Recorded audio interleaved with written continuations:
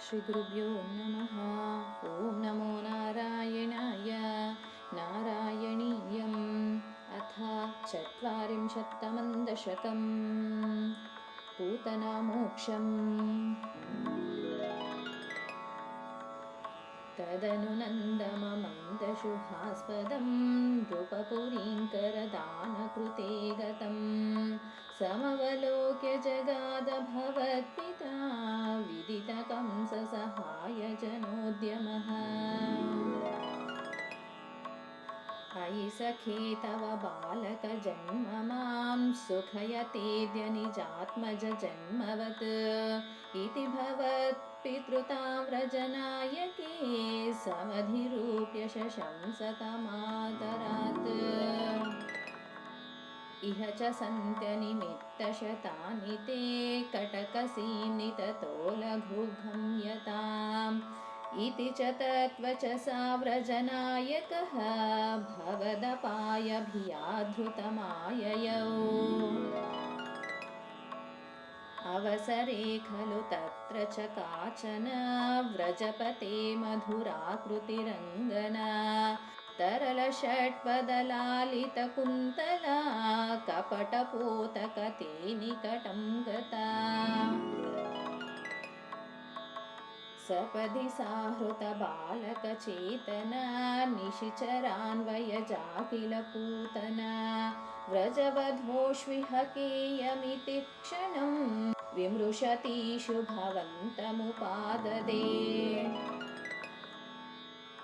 ललितभावविलासहृतात्मभिः युवतिभिः प्रतिरोद्धुमपारिता स्तनमसौ भवनान्तनिषेदुषी प्रददुषी भवते कपटात्मने।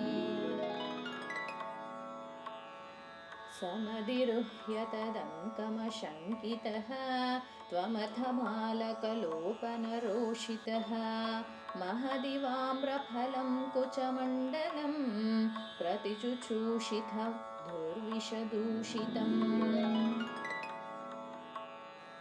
असुभिरेव समन्धयते त्वयि स्तनमसौ स्तनितोमपनिस्वना निरपतद्भयदायिनि जम्बपुः प्रतिगता प्रविसार्य भुजाउभौ।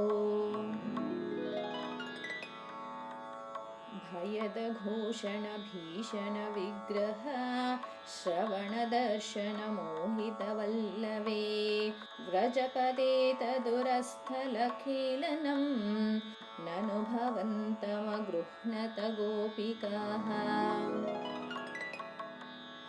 भुवनमङ्गलनामभिरेव ते युवतिभिर्बहुधा कृतरक्षणः त्वमयि वातनिकेतननाथ मघदयन् कुरु तावकसेवकम्। इति श्रीमन्नारायणीये पूतनामोक्षं नाम 40 दशकं समाप्तम्। नारायणखिलगुरो भगवन्नमस्ते। गुरुभ्यो नमः।